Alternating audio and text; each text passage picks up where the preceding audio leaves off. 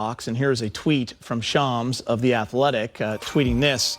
LeBron James led a small group of players who sought advice of Barack Obama on Wednesday, and the former president offered them guidance to continue playing with plan of action. Rob, some guys will call the world coach. LeBron calls 44.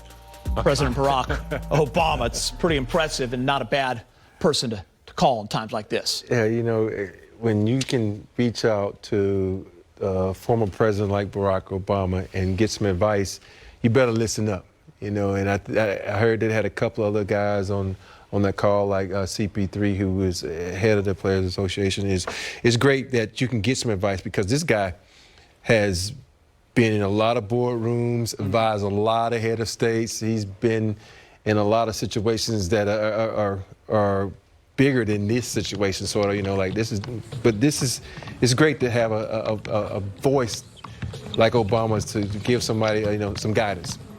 Yeah, the modern day athlete has evolved into more than just, you know, being a presence on the floor. Now, we've always had guys that, you know, had, you know, contacts and that were doing stuff in the community and had social awareness, you know, Kareem being one of them. We talked about some of the other ones. But the modern day athlete like LeBron, to be able to be involved in the community, set up schools, you know, in the movie industry, and then to be able to have those contacts where you can call Barack Obama on the phone for a serious issue, someone who could lend you like real advice. Not to say no one else can, but that is the LeBron that, you know, the athlete of the modern day.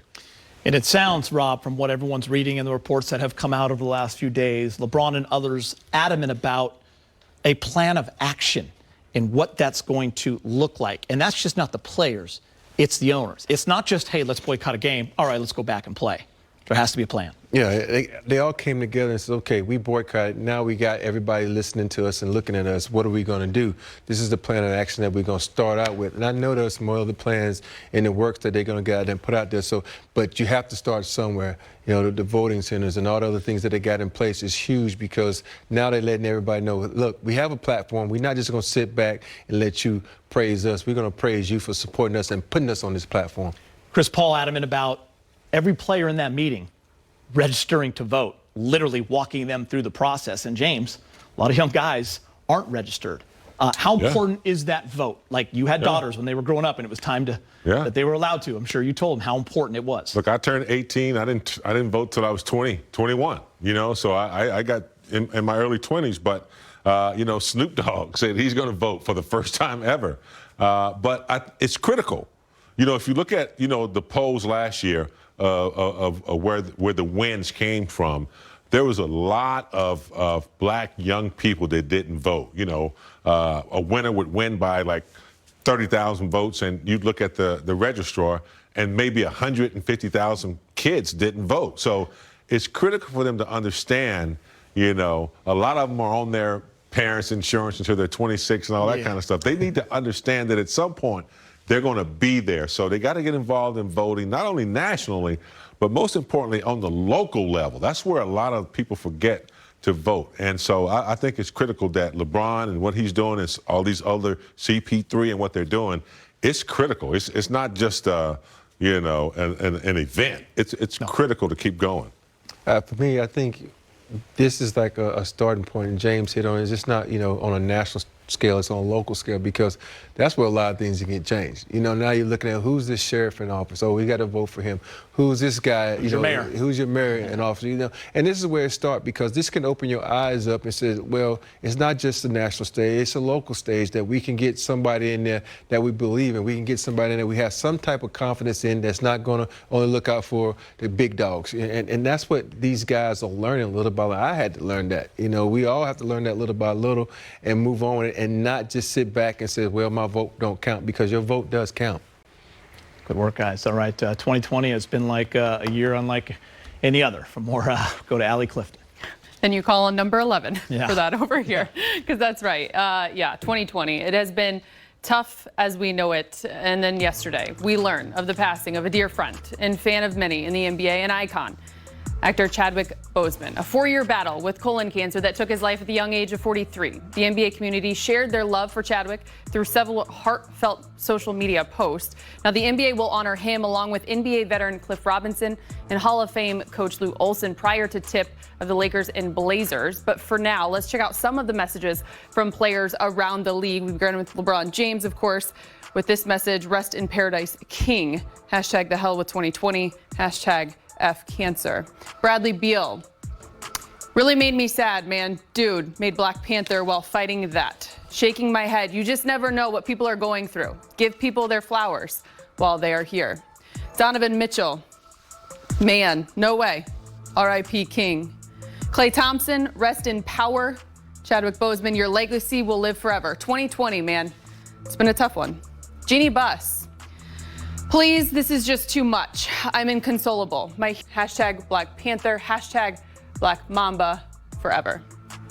Kevin Love: "Heartbreak. Another legend and inspiration to millions taken too soon. R.I.P. CJ McCollum: "Damn, rest in paradise this year, ain't it?" Dwayne Wade: "Rest in heaven."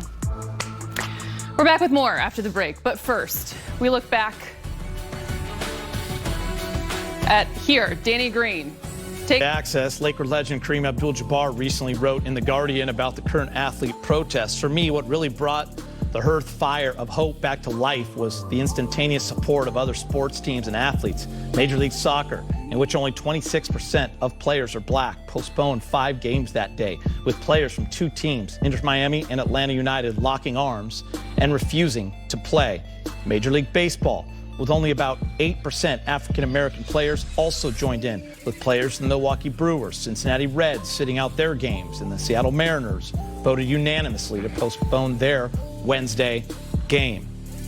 In the past, these mostly white sports would have taken days, even weeks to respond, let alone join in any form of protest, especially boycotting games. When I boycotted the 1968 Olympics because of the gross racial inequities, I was met with a vicious backlash, criticizing my lack of gratitude for being invited into the air-conditioned big house where I could comfortably watch my community swelter and suffer.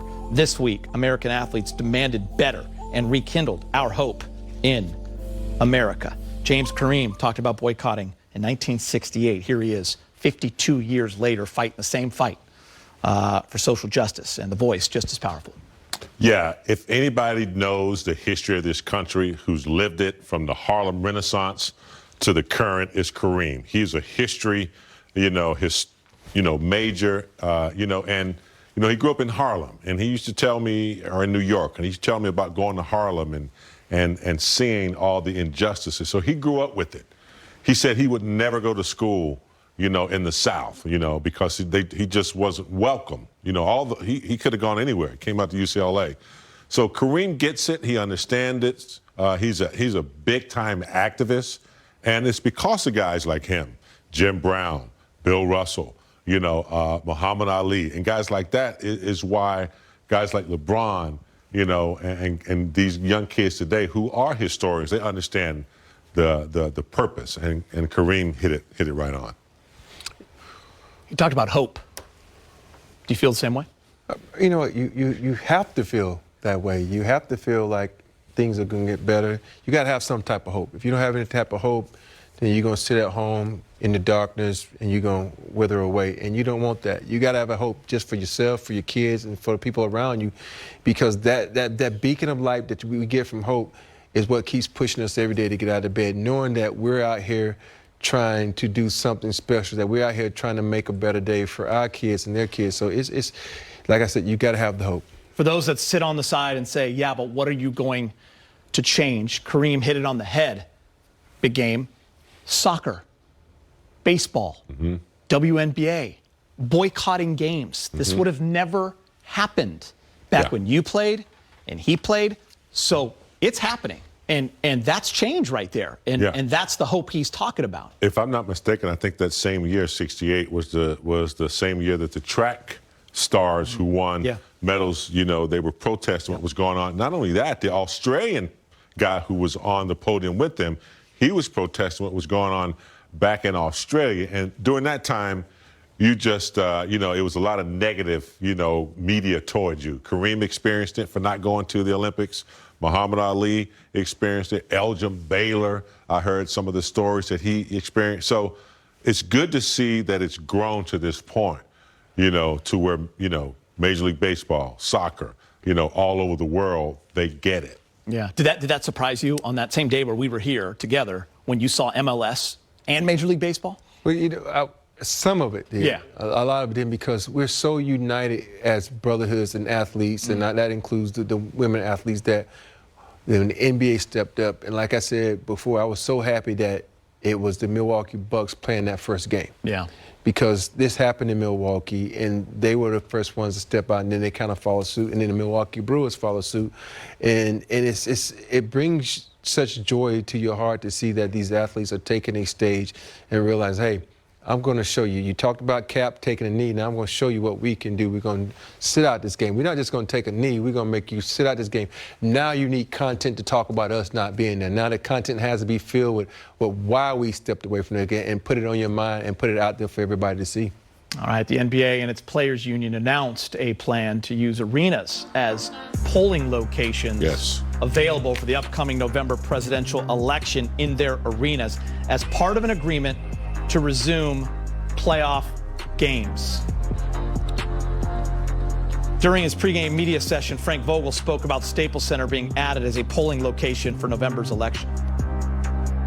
It's something that I know that you know, the Lakers have been working on for some time, and you know, I'm not sure what happened in the last couple of days, but you know, obviously with what the players did in terms of sitting out games and making sure that we address these issues of potentially using NBA arenas for voting sites really helps the cause, and this is positive change, and this is what we're all in this for.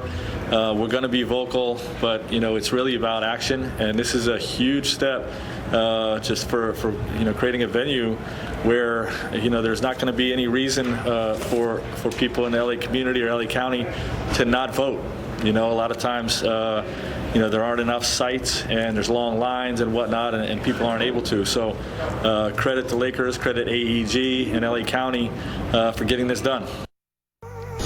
LeBron James, home court change isn't made sitting on the sidelines. More than a vote. #